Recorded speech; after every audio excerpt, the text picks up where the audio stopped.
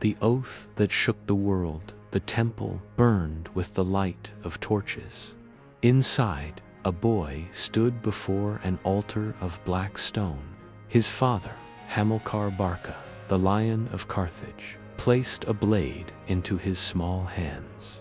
The scent of incense and blood filled the air as priests chanted the name of Baal-Hamon, the god of fire and vengeance. The boy's heart pounded. He was no more than 9 years old. "Swear," Hamilcar said. "Swear before the gods of Carthage that you will never be a friend to Rome."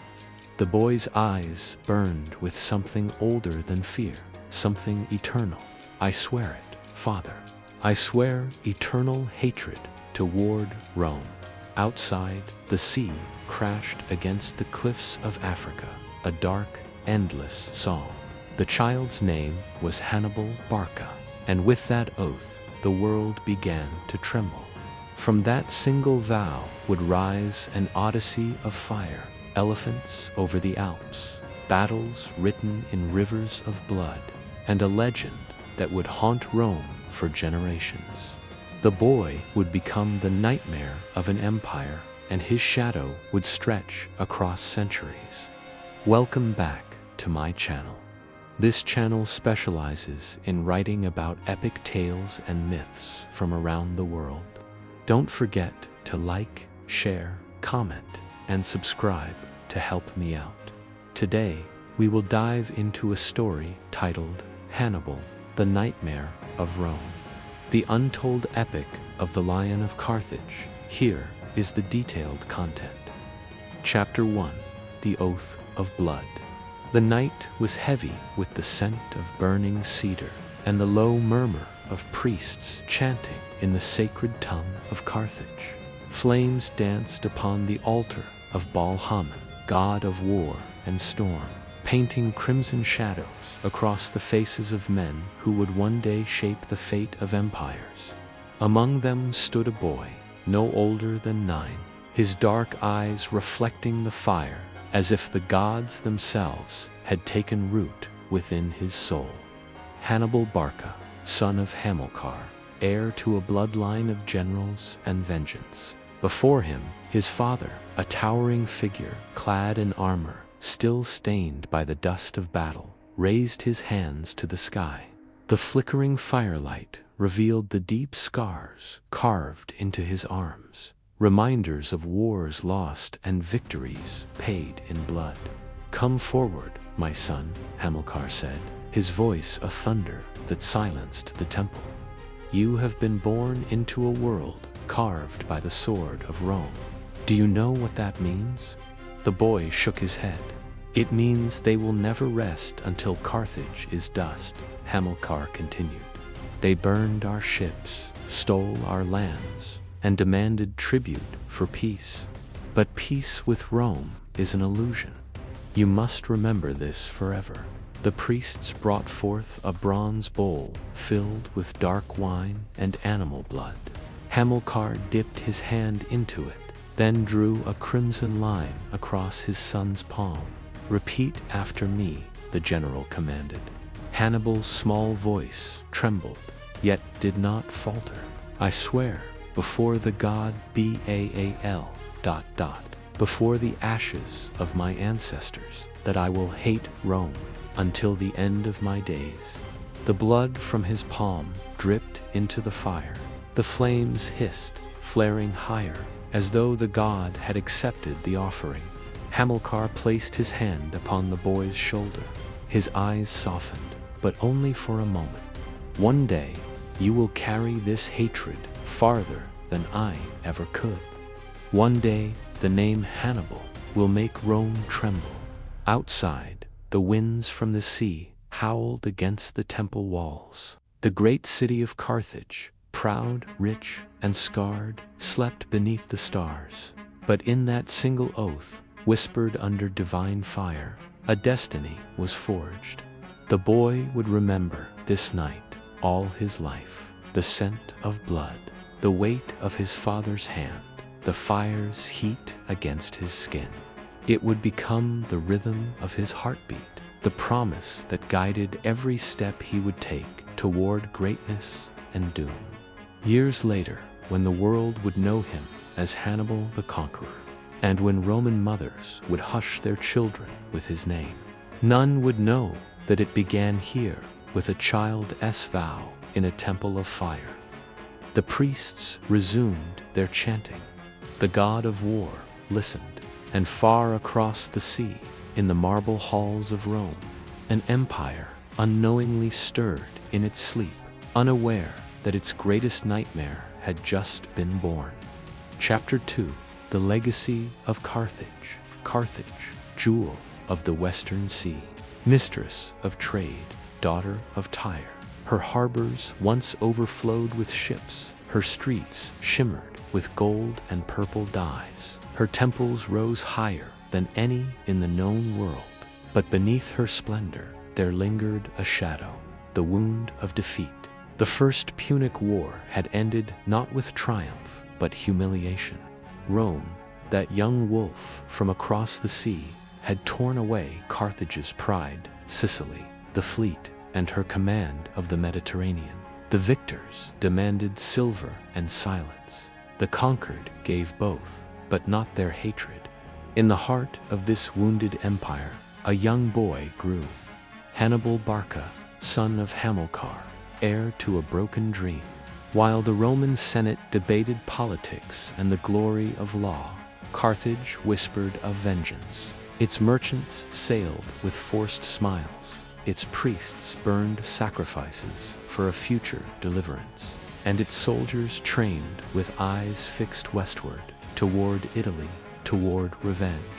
Hamilcar Barca, the Lion of Carthage, had not forgotten.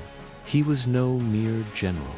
He was the embodiment of Carthage's unbroken will, and in his son he saw more than a child. He saw the spark that might reignite the empire's fire.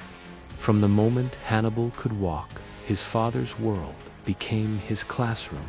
Steel was his alphabet. Tactics were his poetry. He learned to ride before he could write, to wield a blade before he could count.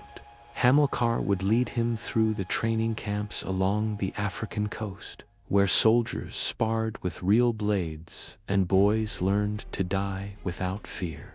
A general, his father would say, is born from pain, not comfort.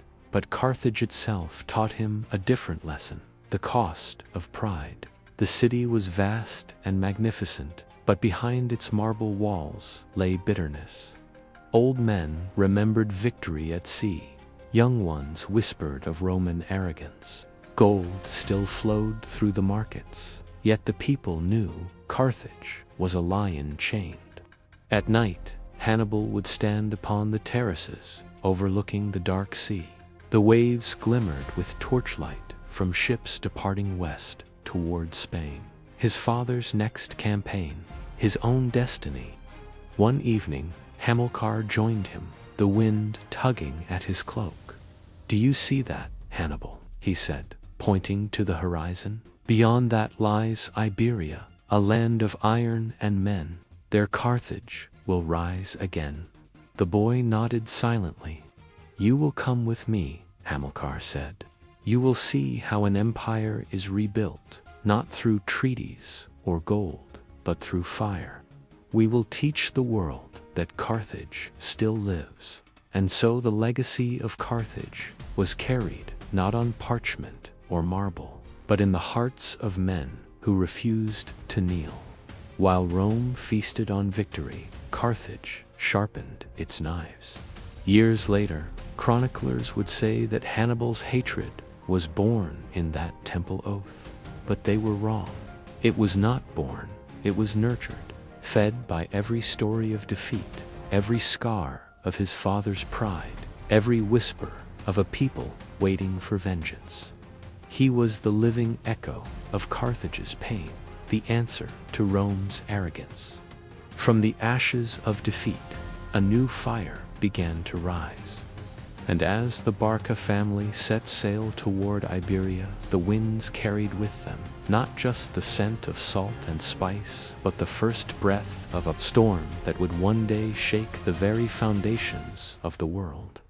Chapter 3. Fire across Iberia. The sun burned like bronze over the Iberian plains. Dust rose beneath the hooves of Carthaginian cavalry as they thundered through the valleys, their bronze helms glinting, their spears thrusting forward in unison. The banners of the Barca family flew high, a crimson field marked by the roaring lion of Carthage. Years had passed since Hannibal crossed the sea with his father. The boy who had sworn hatred to Rome had grown into a commander whose very presence commanded loyalty and fear. His voice carried the tone of authority, his eyes the steady fire of destiny. After Hamilcar's death in a river ambush, swallowed by the same land he sought to conquer, the Carthaginian army in Iberia had faltered. But the flame did not die. Hasdrubal, Hannibal's brother-in-law, took command and extended the empire's reach. In his shadow, Hannibal learned the art of patience, diplomacy, and the slow, deliberate shaping of power. He learned that conquest was not only about swords, it was about hearts, alliances, and the will to bend men to a dream. By the time Hasdrubal was assassinated, the soldiers no longer looked to Carthage for orders. They looked to Hannibal Barca, and he accepted, not as a boy fulfilling his father's wish, but as a man embracing his own destiny. The rise of the general under Hannibal's command. Iberia transformed from a scattered collection of tribes into a war machine bound by respect and fear.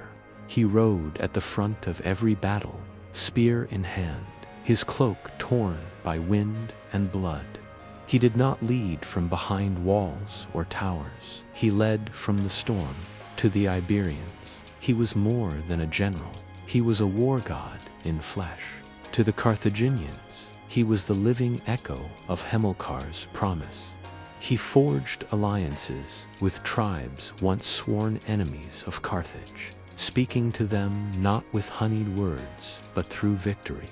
He gave them gold, glory, and revenge, all against the same foe, Rome.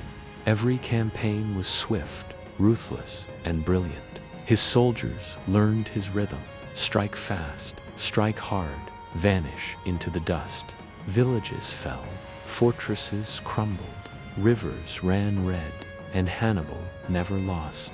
From the Atlantic coast to the snowy ridges of the Pyrenees, one name began to echo like thunder: Hannibal, Hannibal, Hannibal, Saguntum. The spark, then came Saguntum, a Roman ally deep within Iberian territory, protected by treaties and arrogance.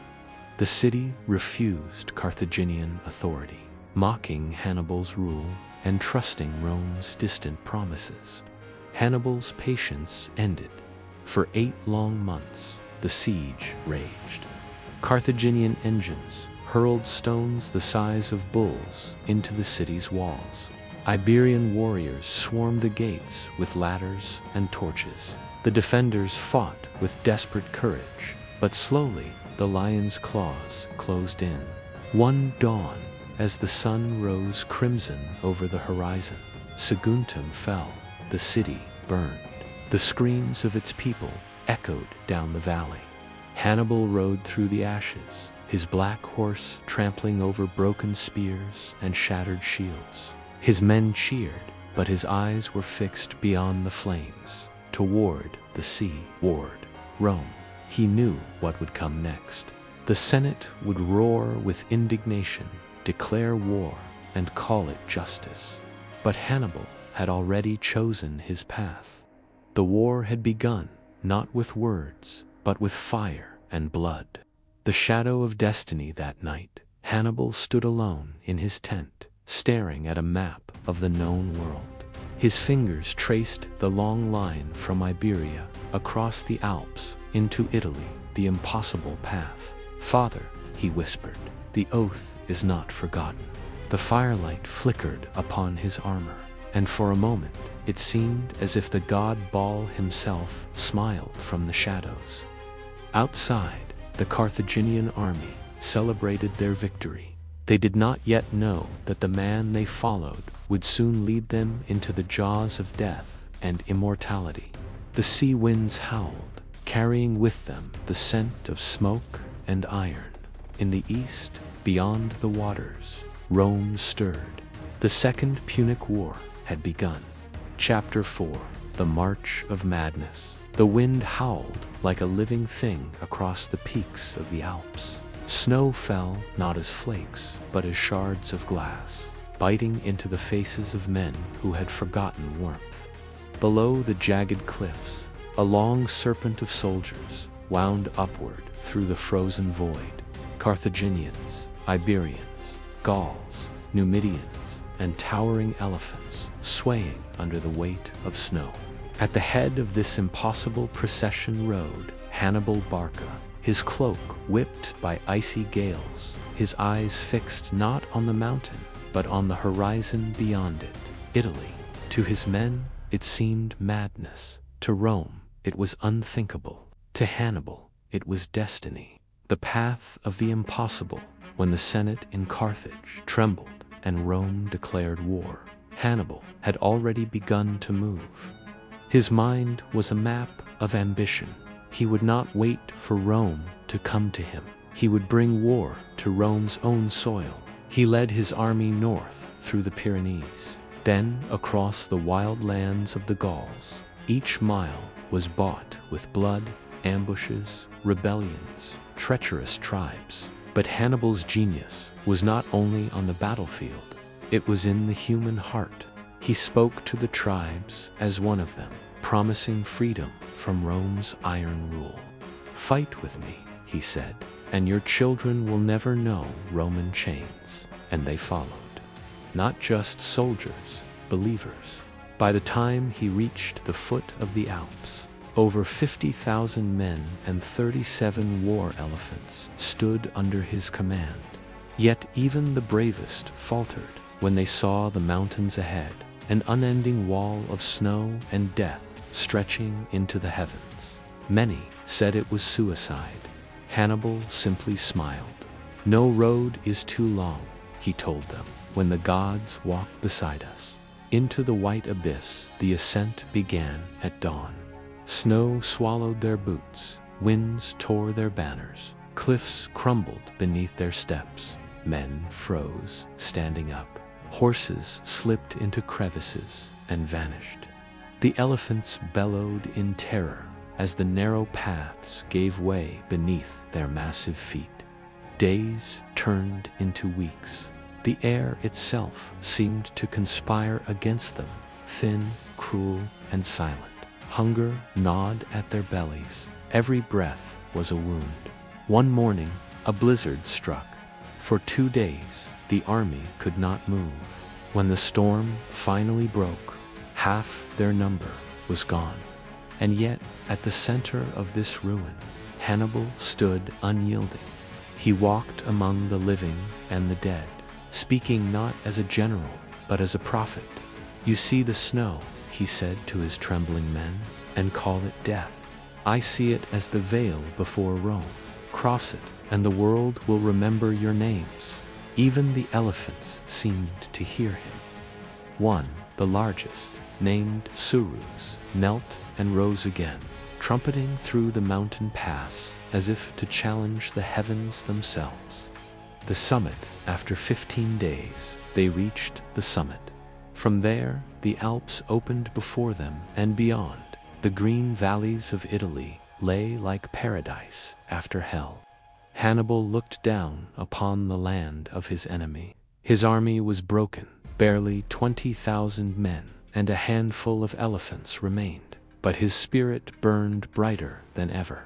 He turned to his captains. "We have lost men, food, beasts, but not purpose. Behind us lies the impossible. Ahead lies Rome." He took a handful of snow, let it melt in his palm, and said quietly, "The gods' favor the bold. The descent into destiny, the descent was no mercy. Rocks gave way, avalanches swallowed columns whole, and hostile tribes hurled stones from above. Yet, like phantoms, born of ice and fury, the Carthaginians emerged into the plains of the Po Valley. When the first Roman scouts saw them, they could hardly believe their eyes. Hannibal, the ghost of Carthage, had crossed the roof of the world. Behind him, the mountains still smoked from the suffering of his march. Before him, the richest lands of Italy waited. His officers begged rest. Hannibal shook his head. Rome will not wait. Neither will we. The army limped forward, scarred, hungry, half-dead, but reborn as legends. They were no longer merely soldiers. They were the survivors of the impossible. And as they stepped onto Roman soil for the first time, Hannibal drove his spear into the earth. "This land," he declared, "belongs to Carthage." The frozen wind howled behind him. The fire of vengeance burned ahead. The War of Worlds had truly begun. Chapter 5: The Battle of Tribia. The fog of dawn hung low over the plains of Tribia River, cold, silent, and heavy with death. Across the frozen waters, the banners of Rome fluttered in the wind, crimson against the gray horizon. 20,000 legionaries, armored, disciplined, and furious, stood waiting to crush the invader who had dared defy the Republic. And facing them, cloaked in the mist, stood Hannibal Barca, his gaze calm as the storm before thunder. Behind him, his army-scarred survivors of the Alps stood ready once more. For months they had suffered hunger, cold, and loss. Today they would be reborn in blood. The Lure winter had fallen hard upon northern Italy. Roman scouts believed Hannibal's army to be starving, broken, incapable of battle. The Senate demanded swift retribution, and Consul Tiberius Sempronius Longus, eager for glory, obeyed. At dawn, he marched his legions across the icy river, armor freezing to their skin, breath turning to frost. They expected an easy victory, the final crushing of a desperate foreigner. But Hannibal had been waiting. All night, he had studied the fog, the river's current, the biting cold, and turned them into his weapons, hidden behind the reeds and frozen brush near the banks of Trebia.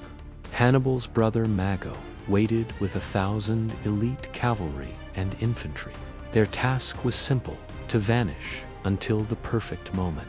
The clash of armies. As the Romans splashed across the river, Hannibal's Numidian cavalry swept forward, taunting and feigning retreat. Sempronius took the bait, ordering a full advance. His men, soaked and freezing, charged blindly through the mud. Then the Carthaginian main line moved. Iberian swordsmen, Gallic warriors, and African infantry formed a wall of shields and spears. Behind them, the deep blare of war horns echoed through the mist. The two armies met in a thunder of iron and flesh. Spears shattered, men screamed, and the frozen ground turned to red slush beneath their feet. Hannibal watched from a hill, every motion of the battlefield unfolding in his mind like a chessboard.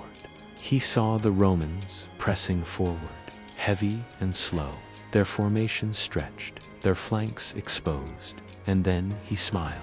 The trap springs from the mist behind the Roman lines. Mago's hidden force erupted like ghosts. They fell upon the Romans' rear, silent, swift, merciless. The legions turned in panic, trapped between river and enemy.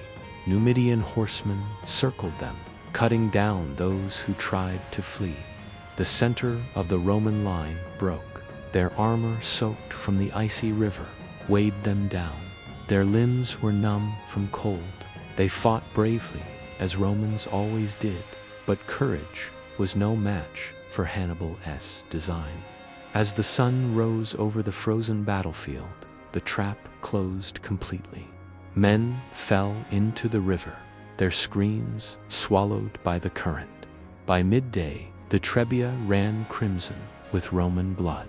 The victory, when the last of the Roman resistance collapsed, Hannibal dismounted and walked among the bodies. He did not smile in triumph. He only looked to the south, toward Rome. Behind him, his men cheered his name. They had crossed the Alps, defeated the legions, and proven that even the republics could bleed. But Hannibal knew this was only the beginning. Rome was not yet broken, merely awakened, and like a wounded beast, it would strike back with fury. He turned to his brother Mago and said quietly, "Today we taught Rome fear. Tomorrow we teach them despair." The wind carried the scent of smoke and iron. The plains of Italy, once silent, now whispered the name Hannibal, and for the first time, the eternal city shuddered. Chapter 6. The Lake of Blood. Morning rose upon Lake Trasimene, veiled in a heavy, ghostly fog. The air was still.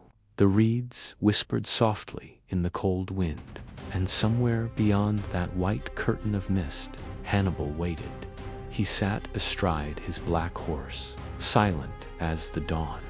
Around him, the army of Carthage crouched low among the hills, 40,000 men, hidden from sight. No drums, no horns, only the sound of breath and heartbeats, as if the world itself were holding still. Across the valley, marching blind into the trap, came the Roman legions of Consul Gaius Flaminius, proud, confident, unaware that death was all around them. The bait Hannibal had planned this day with the precision of a god of war. For days, his cavalry had raided nearby villages, drawing Flaminius into pursuit. The Roman consul, brash, impulsive, eager for revenge, took the lure without hesitation. At dawn, he led his entire force along the narrow lakeside road, flanked by steep hills on one side and dark water on the other. It was the perfect killing ground, a corridor of death. Hannibal watched from above, his cloak rippling in the cold wind. The moment had come. The trap closes. The fog thickened, swallowing the Roman column. The front of the legion could not see the rear. Orders vanished into the mist. Then, from the hills, came a single horn, long, low, and thunderous. Hannibal struck. From every slope, the Carthaginian army exploded out of hiding. Slingers, spearmen, and cavalry poured down like an avalanche of steel. The Romans barely had time to draw their swords before the world erupted in chaos. Men screamed, trampled each other, fell into the water, and drowned under the weight of their armor. The lake, moments ago silent, became a cauldron of terror. The sound of clashing metal echoed across the fog, then faded into moans, then silence. There was nowhere to flee, nowhere to hide. The Lake of Trasimene became the Lake of Blood. The death of Flaminius in the heart of the battle. Consul Flaminius fought bravely, rallying his men, refusing to retreat. But courage meant nothing against invisibility, against an enemy who could not be seen, only felt. A Gallic warrior's blade pierced his chest. Flaminius fell upon the shore, staring up through the fog as the sky turned red. His last sight was the shadow of Hannibal's standard, the black horse and the crimson sun. And as his life faded, he realized too late Rome had met her match. Aftermath. When the fog lifted hours later, the sight was beyond horror. More than 15,000 Romans lay dead, their bodies floating in the lake or piled along the shore. Thousands more were captured. Hannibal's men stood in silence. Even the victors were shaken. by what they had wrought. The mist had become a shroud for an entire army. Hannibal rode along the shoreline, his horse's hooves rippling the crimson water.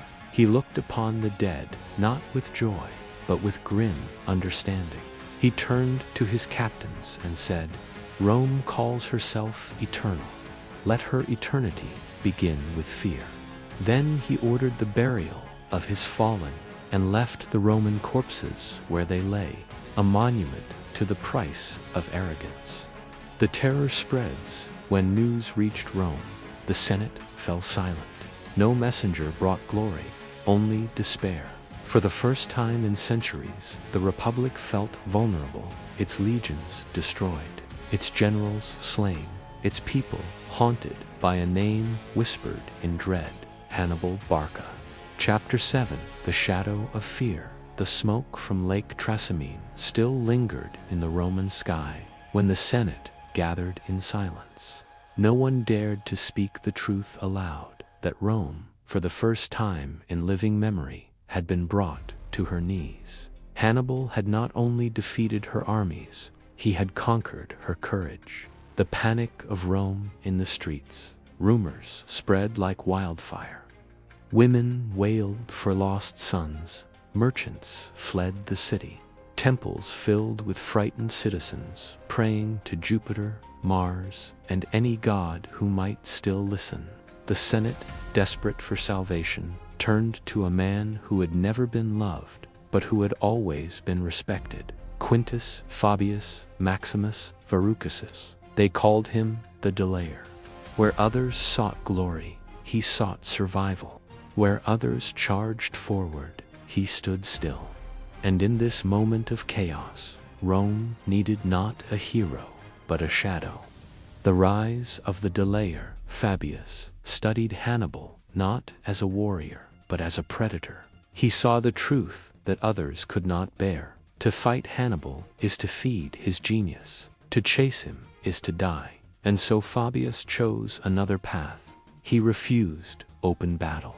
He followed Hannibal from afar, always just beyond reach, burning crops and denying him supplies. He ordered villages to evacuate and livestock to be hidden, turning Italy itself into a desert of denial. Hannibal, for all his victories, began to starve amid the ashes. Hannibal's fury. At first, Hannibal laughed. He mocked Fabius, calling him Rome's tortoise, creeping in fear while his army roamed free. But soon the mockery turned to frustration. Each time he tried to force battle, Fabius slipped away. Each time he sought to resupply, the Romans burned their own lands. The great conqueror, who had slain legions and humbled Rome, found himself fighting shadows. His men began to whisper, "Has our general lost his power?" Even Hannibal's allies, the Gauls and Samnites, began to waver. Victory, once swift as fire, now became a slow, choking smoke. The test of patience, the duel between Hannibal and Fabius, was not fought on battlefields, but across time itself. For months, their armies moved in silence, one seeking a fight, the other denying it. Hannibal became the storm, and Fabius the mountain. And though the Senate mocked Fabius for his refusal to fight, he endured their anger. He knew Rome was learning, adapting, becoming stronger through restraint. He once told his aides, "A day will come when we can strike, but that day must be ours, not his." It was strategy through suffering. And in that suffering, Rome began to find her resolve again. The burning of Campania frustrated, Hannibal sought to break Fabius's grip through spectacle. He marched into Campania, one of Rome's richest provinces, torching its golden fields and vineyards. The smoke could be seen from the capital itself. The Senate screamed for vengeance. Even Fabius's own officers begged him to fight. But Fabius stood firm. He ordered his men to hold their ground, watching from the hills as Campania burned. He whispered to himself, better to lose land than Rome. To many, he seemed a coward. To history, he became a savior. The trap and the escape. Hannibal, ever the master of deceit, decided to lure Fabius into action. He pretended to retreat through a narrow valley, seemingly trapped between cliffs and rivers. But in the night, he sent oxen with torches tied to their horns up the hillsides, making it appear as though his army was escaping over the mountains. When the Romans moved to block him, Hannibal's true army slipped away below, silent and unseen. By dawn, the valley was empty, the torches still burning on the dead oxen. Hannibal had escaped the unbreakable cage of Fabius. Even the delayer could be deceived. The duel without swords, months passed. No great battle was fought, yet the war raged endlessly in hunger, in exhaustion, in morale. Hannibal could not take Rome. Rome could not destroy Hannibal. It was a stalemate, but one that favored the Republic. Each day that Hannibal lingered in Italy, far from home, he grew weaker, while Rome, patient and unyielding, gathered her strength. Fabius's methods, once ridiculed, became legend. He had shown Rome that discipline was mightier than rage, and that victory could be won not only through blood, but through endurance. The shadow grows. In his camp, Hannibal stood by the fire, gazing into the darkness. He had burned a nation, slaughtered its armies, shattered its pride, yet still, Rome refused to die. For the first time, doubt crept into his heart. Perhaps even the gods could not destroy a people who had learned to wait. He whispered to himself, if Rome cannot be killed by the sword, then perhaps she will rot from within. And thus the shadow deepened, not over Rome, but over Hannibal's own destiny. Chapter 8. The day of Cannæ, the dawn of August 2nd to 16 BC, broke over the plains of Cannæ, a quiet stretch of dust and wind between the sea and the river, Ophitus. But this morning would not be quiet. It would become the day Rome met her nightmare face to face. The gathering storm for weeks, Hannibal had watched the Roman armies grow. 80,000 men, the largest force the Republic had ever assembled, marched under the blazing banners of vengeance. Their commanders, Lucius Aemilius Paulus and Gaius Terentius Varro, swore to end the Carthaginian plague that had haunted Italy for 2 long years. To Rome, Cannæ was not merely a battle, it was retribution. Hannibal stood before his army, 50,000 weary men, Africans, Iberians, Gauls, and a few towering war elephants. Their armor was mismatched, their supplies dwindling, but their spirits burned bright under one man's command. We are outnumbered, he said, his voice calm as iron, but not outwitted. Let them come, and we will teach Rome fear again. The field of doom. The battlefield was perfect for Hannibal's design, a wide, flat plain, open to cavalry maneuvers, and swept by the hot southern wind that would blow dust into Roman eyes. He arranged his army like a bow, a curved crescent, with the weakest troops, the Gauls and Iberians, in the center, and his elite African infantry waiting on both flanks. His cavalry, led by the fearsome Mago and Hasdrubal, took the wings. The Romans, confident and unbending, formed a deep, crushing wedge of steel, meant to break through by sheer weight and power. They would strike the center, exactly where Hannibal wanted them to. The clash begins as the sun climbed high. The earth trembled under the march of Rome's legions. Shields clashed, horns blared, and the cry of Roma Victor tore through the dust. Hannibal raised his arm, and the world exploded. Javelins flew, cavalry thundered into motion. The front lines met with the sound of iron on iron, the song of death that had echoed through centuries. The Romans pressed forward with unstoppable force, driving the Gauls and Iberians back. The Carthaginian center bent inward, collapsing slowly, like a bowstring drawn to its limit. To the Romans, it looked like victory. To Hannibal, it was the trap closing, the double envelopment at the height of battle. Hannibal gave the signal. His African veterans, disciplined, silent, and merciless, swung inward from both flanks like the jaws of a beast. At the same time, his cavalry, having routed the Roman horsemen, stormed around to attack the legions from behind. In moments, the Roman army, 80,000 strong, found itself surrounded on all sides. The dust turned red. The screams of men drowned out the sound of the wind. There was no room to fight, no air to breathe, only death, pressing in closer with every heartbeat. The legions fought, not for glory now, but for space to die. The slaughter Hannibal rode along the perimeter, watching his strategy unfold with ruthless precision. It was no longer a battle, it was an execution. Romans crushed each other in panic, blades jammed in flesh and armor. The ground turned to mud and blood beneath their feet. The slaughter lasted for hours. By sunset, 50,000 Romans lay dead, another 10,000 captured.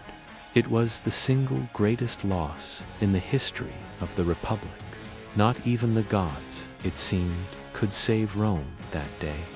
The price of genius. When the dust finally settled, Hannibal stood among the fallen. His hands were steady, but his eyes heavy with something more than triumph. He had shattered the might of Rome, yet he knew the heart of Rome still beat somewhere beyond those distant hills. His generals urged him to march on the city. Now is the time, they said. Strike, and Rome will fall. But Hannibal shook his head. Rome is not taken with steel, but with time. Let her bleed first. Then we will see. It was the one hesitation that history would never forgive. Rome's longest night in the capital. The news arrived like a thunderclap. Entire families vanished. Nobles tore their robes in mourning. Temples overflowed with citizens begging the gods for mercy. The Senate refused to surrender. Even in defeat, they swore vengeance. Rome, humiliated, bleeding, half dead, would rise again. And far away, in the smoky camp of Cannae, Hannibal looked toward the stars and whispered, "I have broken their armies, but have I broken their soul?" The gods offered no answer. Chapter 9. The Nightmare of Rome. The smoke of Cannae drifted across southern Italy for weeks, carrying with it the stench of Rome's greatest defeat. Tens of thousands of Roman corpses lay unburied beneath the summer sun, a feast for vultures and silence. For every Roman mother who wept, a new ghost whispered a single name in the dark: Hannibal. The march toward the Eternal City. Hannibal's army, bloodied but unbroken, moved north. His lieutenants urged him forward, Mago, Hannibal, Hasdrubal, each burning with the belief that Rome itself could now be taken. Maharbal, his cavalry commander, rode to him one dawn, his armor still red with victory. "Send me ahead with the horsemen," he said.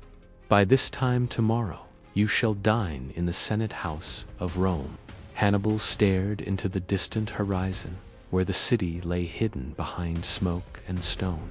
His voice was calm to calm. "You know how to win battles, Maharbal," he said quietly, "but not how to use them." And with those words, he sealed his own fate. The hesitation, for the first time since crossing the Alps, Hannibal did not advance. His army rested, his scouts ranged far, yet his heart, so long driven by vengeance, began to hesitate. His supplies were thin, winter was near. The Gauls were restless, and the Italian allies began to doubt.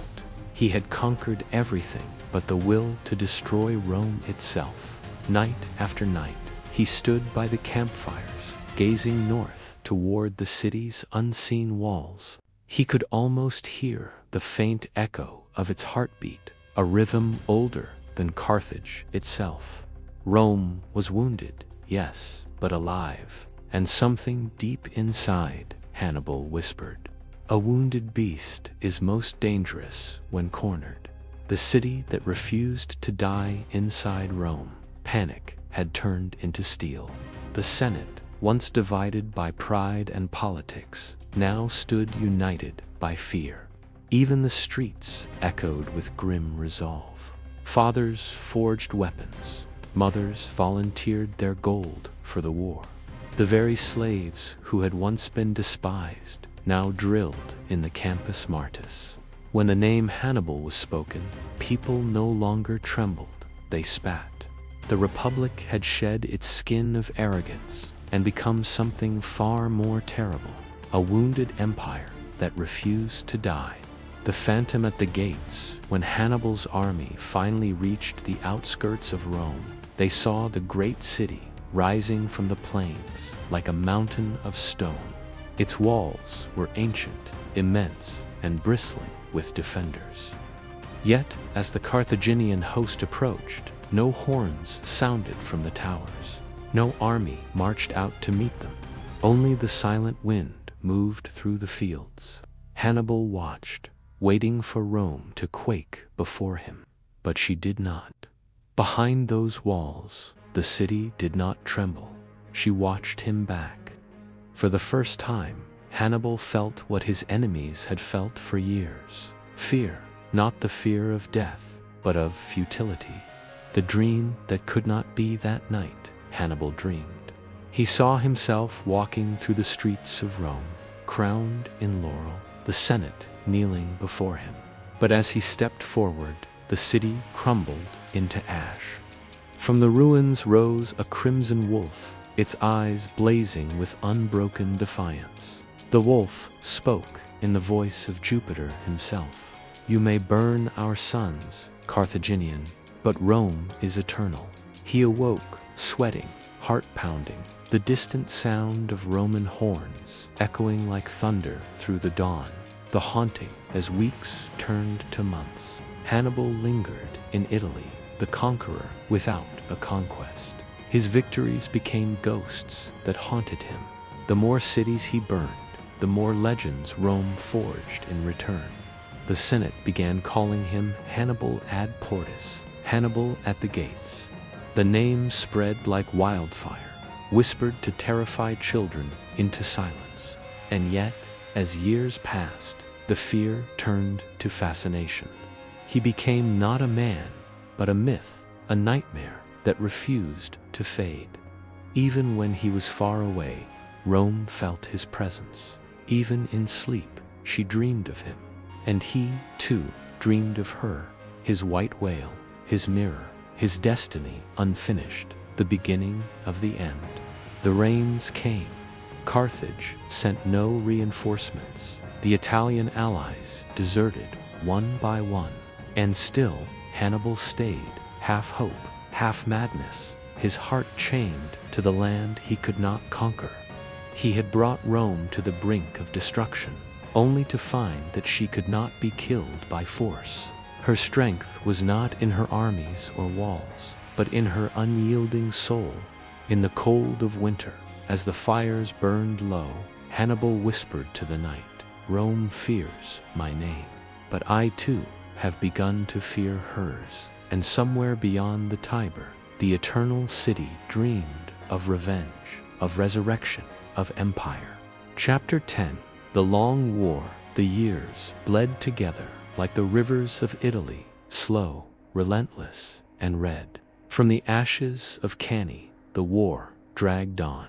And though Hannibal remained unbeaten in battle, victory itself began to rot in his hands. The eternal campaign, it was the 13th year since Hannibal had crossed the Alps. The elephants were long dead. The proud Iberian spearmen once his blade, now lay buried in the Italian soil they conquered. Only the veterans remained, men bound to their general, not by pay, but by faith. They no longer fought for Carthage, they fought for him. Hannibal moved through the Italian countryside like a shadow, striking where Rome least expected, vanishing before the legions could respond. Villages burned, crops turned to ash, and the name Barca still echoed across the hills like thunder. But even thunder fades. The silence of Carthage far across the sea, in the marble halls of Carthage, the Senate had grown weary of its distant sun. The merchants spoke of profit, not honor. The nobles whispered that Hannibal's victories were illusions, that he drained the treasury for pride alone. No fleets came to his aid, no armies crossed to relieve him. The lion of Carthage roared alone on foreign soil, and his city no longer listened. At night he would gaze southward, across the endless sea he could not see, and whisper into the wind, "Father, was this your vengeance, or your curse?" Rome rebuilds. Rome too had changed. The Senate, forged by fear, learned from its defeats. Its generals began to think like Hannibal, fight like Hannibal, and in time outlast him. Young officers rose through the ranks, studying every movement of the Carthaginian ghost. Among them was Publius Cornelius Scipio, a youth who had survived Cannae and vowed to learn from the man who destroyed his people. Rome had lost battles, but she had gained something far more deadly: understanding. The hunter becomes the hunted. Each passing season brought Hannibal fewer allies. The Gauls retreated north. The Samnites, once his brothers in arms, now bowed again to Rome. Even his spies brought only grim tidings. Carthage, once powerful, now feared Roman reprisal and sought peace. He was trapped, not by chains, but by memory. Every victory had become a monument to his own exile. Every town he sacked only reminded him of what he could never take: Rome itself. When Roman legions marched near, he did not flee. He watched them pass, measuring their discipline, their numbers, their growth. He saw in their armor the reflection of his own teachings. "They have become my students," he muttered bitterly, "and soon they will surpass the master." The battle for survival. Winter after winter, Hannibal's army dwindled. No reinforcements came. The horses starved, the men aged. Still, the Carthaginian campfires glowed each night like defiant stars across Italy's dark hills. Every Roman child grew up under the shadow of his name: Hannibal ad Portus. Hannibal is at the gates. He became a myth, a nightmare mothers used to frighten their sons. But in truth, the nightmare was fading. The great general was now a ghost of himself, still cunning, still fierce, but worn thin by time. The message from Africa. One evening, a lone rider arrived from Carthage, bearing the seal of the council. Hannibal broke it open beneath a pale moon. The letter was short, cold, and final. Carthage is threatened. Return home. Rome marches upon Africa.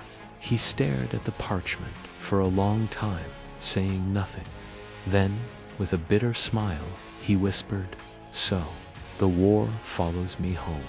The next morning, he gave the order no one thought they would ever hear. We march to Carthage, the last look at Italy before leaving. Hannibal climbed a ridge overlooking the land that had both crowned and cursed him. The valleys below were green again, the scars of war fading beneath time's patient hand. He thought of every battle fought, every brother lost, every Roman slain, and still Rome stood. He spoke softly to the empty wind. "I have fought you for half my life, Rome, and still you endure. Perhaps that is why I respect you. Then he turned his back on Italy, not in defeat, but in weary defiance, and began the long march home toward destiny. Chapter 11.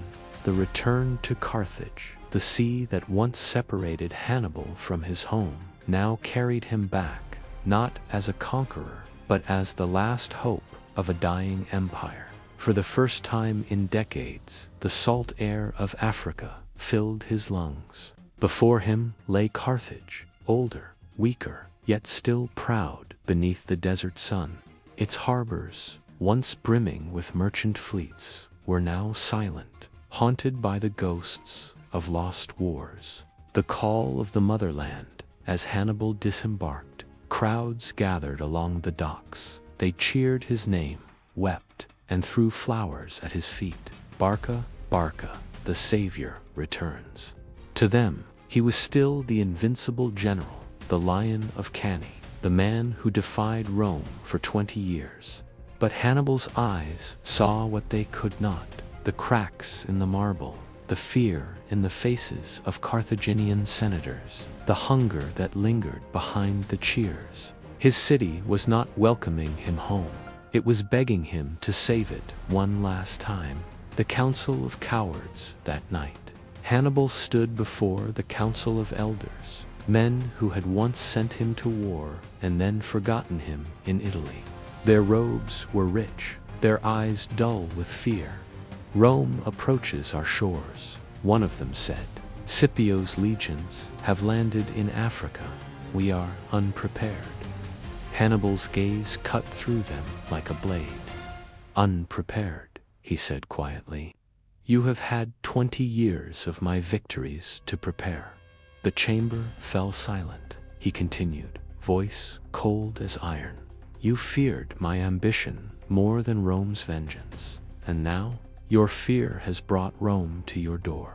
For a long moment, no one spoke. Then, reluctantly, they did what pride had long denied them. They gave him command of the army, one last time. The army of ashes. Hannibal inspected the forces awaiting him.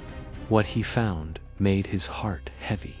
Gone were the hardened Iberians and Numidians of his youth. Before him stood farmers, merchants, and boys too young to shave, an army of desperation. Their shields were mismatched, their discipline weak. He closed his eyes. For the first time in his life, he doubted not the enemy, but his own army. Still, he spoke with quiet fire. "You will not fight for Carthage's wealth, nor for her senate. You will fight for her soul." And somehow, his men believed. The shadow of Scipio across the plains of Zama, the banners of Rome unfurled like a red dawn. At their head rode Publius Cornelius Scipio Africanus, the prodigy who had studied Hannibal's every move, every trick, every weakness. The two generals finally met face to face under a white flag before the battle. Neither spoke for a long time. The silence between them carried the weight of empires. Scipio was the first to break it. "You taught me how to fight, Hannibal, and I have come to thank you before I end you." Hannibal smiled faintly. "Then we are both students of fate. Let us see which of us she favors." They parted without another word, two titans stepping into the final act of their legend. The eve of battle, that night, Hannibal walked among his men. The fires flickered against his armor, casting long shadows over faces weary yet resolute. He thought of the Alps, the victories, the dreams of vengeance that had brought him here. "If we fall," he told them, "let Rome remember, Carthage did not die on her knees." He looked to the stars, the same stars that had guided him over mountains and through blood. They burned cold and distant, as if already mourning him. In the stillness before dawn, Hannibal whispered to the wind, "Father, I have come home." Chapter 12. The Battle of Zama. The sun rose like a burning coin over the plains of Zama. The desert shimmered with heat, and the horizon bled red a fitting color for the day that would end empires. Across the sands, two armies faced one another. On one side, the banners of Carthage, tattered but proud, fluttered weakly in the morning wind. On the other, the legions of Rome, shining in disciplined formation, their armor catching the sun like a sea of fire. And between them stood destiny itself. The calm before the storm, Hannibal rode along his line, astride a black horse scarred from a dozen battles. Before him stood an army half the size of Rome's raw recruits, mercenaries, and a handful of veterans who had followed him since Cannae. They looked to him not as a man, but as a myth. He raised his sword. Romans believe they face an old lion. He shouted, "Let them learn today that even old lions still have claws." A roar erupted from his ranks, hoarse, desperate, but defiant. To his men, Hannibal was still the general who had crossed the Alps, who had destroyed Rome's legions in fog and flame. They would follow him to the end. Across the field, Scipio Africanus watched silently. He had studied every move Hannibal had ever made, and now he would end the legend, or be consumed by it. The charge of the elephants, the signal horn sounded. The ground trembled. Then came the sound, a low, rolling thunder, as Hannibal unleashed his war elephants. Dozens of beasts surged forward, their tusks armored, their eyes wild with terror and rage.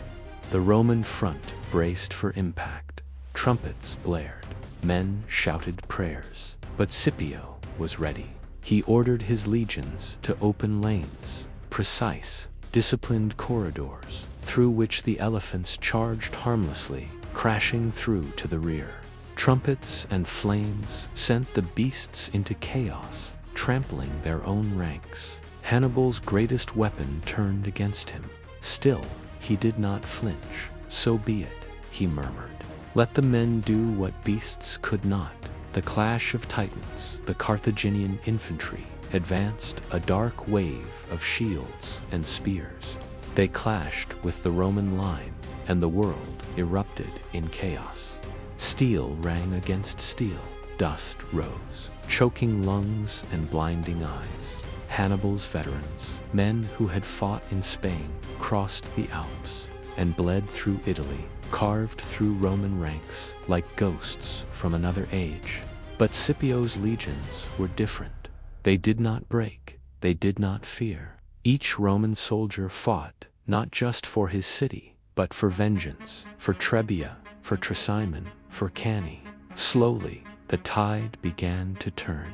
The last gambit Hannibal watched from a ridge, his cloak whipping in the desert wind. He had held his final reserve, the veterans of Cannae, until now. He raised his hand. "Forward," he said softly. For Carthage, the veterans surged into battle, a storm of bronze and fury. They met Scipio's fresh reserves in the heart of the field. For a moment, it seemed as if time stopped, two worlds colliding in one final act. The center became a slaughter. Men fell in heaps, swords shattered, shields splintered. Hannibal himself rode into the fray, his blade cutting through Roman lines with desperate brilliance. But for every Roman he slew, two more took their place. Scipio, calm amidst the carnage, watched and waited. Then he gave the order. The cavalry, hidden on the flanks, swept in behind Hannibal's line. The trap closed. The collapse of an empire, the Carthaginian army buckled. The veterans were surrounded, fighting in a tightening ring of iron. Hannibal's horse was struck. He fell, rose again, bleeding, his eyes blazing with fury. He saw his banner fall, the last emblem of Carthage swallowed by dust. He knew then that the war was lost, but surrender was not in his blood. "Carthage will burn," he whispered, "but Rome will never forget my name." He ordered a retreat, not in fear, but in defiance, to save what men could still live. The survivors fled south, leaving the plains of Zama littered with bodies and broken dreams. The meeting of legends. After the battle, Scipio rode to the field where Hannibal stood, weary yet unbowed. They faced each other once more, victor and vanquished, teacher and student. Scipio dismounted and said quietly, "You should have ruled the world, Hannibal." Hannibal's lips curved into a faint, tragic smile. "Perhaps I did." For a time, he turned toward the horizon, toward Carthage, now doomed, and added, "Fortune gave me her favor once. She will not grant it twice." Then he walked away, not as a defeated man, but as a legend, walking into shadow. Chapter 13. The fall of Carthage's lion. The plains of Zama had fallen silent. Where once the roar of elephants and men had thundered, now there was only the whisper of wind over corpses and broken steel. The sun set behind the dunes, red as blood, the last light of Carthage's glory. In that fading light rode Hannibal Barca, bloodied, unbowed, and utterly alone. The shadow returns. When Hannibal entered Carthage, there were no cheers this time. The same people who once hailed him as a god now looked away, afraid of meeting his eyes. They whispered that he had brought ruin upon them, that his defiance had doomed the city. He dismounted at the steps of the Senate and stared up at the walls he had once sworn to defend. Their marble seemed smaller now, cracked and weary, like the men inside. Inside the hall, the senators sat in silence as he entered. The echo of his boots filled the chamber, heavy as thunder. One of them finally spoke, voice trembling. "General, Rome demands peace. They ask for your surrender, your armies, your ships, everything." Hannibal laughed, a short, bitter sound. "Peace. Rome does not ask for peace. Rome demands chains." He turned to the council, his eyes burning. "If you yield everything, what remains of Carthage? Her pride, her soul, her sons?" But the senators lowered their heads. They were merchants now, not warriors. And so Carthage, proud Carthage, knelt.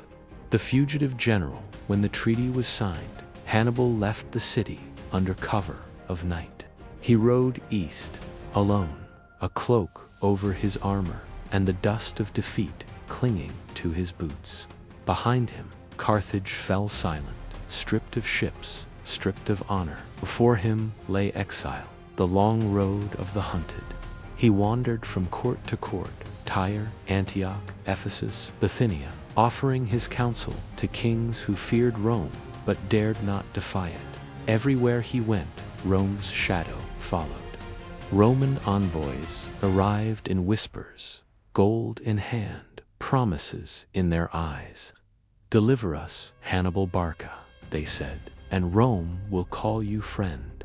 And one by one, the kings turned their backs on him. The last friend in his final refuge, the court of King Prusias of Bithynia.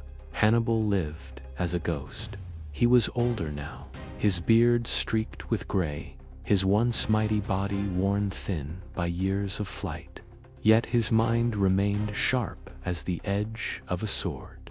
When Roman emissaries arrived once again, demanding his surrender, Prusias hesitated.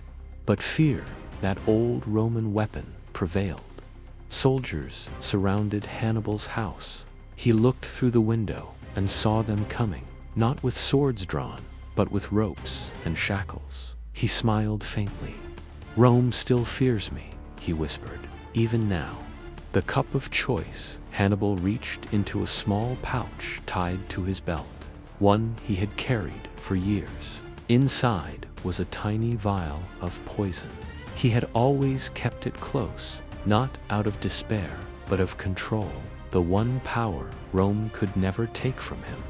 He poured the contents into a cup of wine and raised it toward the door as the soldiers drew near. "Let us free Rome," he said softly, "from the fear of one old man." He drank. The poison burned like fire down his throat, but his gaze never wavered. He felt the world fading, the noise of the soldiers distant and hollow. In his final breath, he whispered a name, not Rome's, but Carthage's. The legend lives on. They found him seated in his chair, his eyes open, a faint smile on his lips, as if even death could not conquer him. Rome rejoiced. The Senate declared the long war over, but, for they knew, no Roman victory, not even Scipio's, would ever erase the shadow of Hannibal Barca. Across the centuries, his name would be spoken with both fear and admiration. The man who crossed the Alps with elephants, who destroyed armies with cunning alone, and who defied the greatest empire the world had ever known. Chapter 14, The Cup of Silence. The silence before the end. The world had forgotten his name. In the court of Bithynia, the once mighty Hannibal Barca lived in shadows. No banners, no armies, only whispers and memory. At dawn, he would walk along the river, feeling the cold wind bite through his cloak.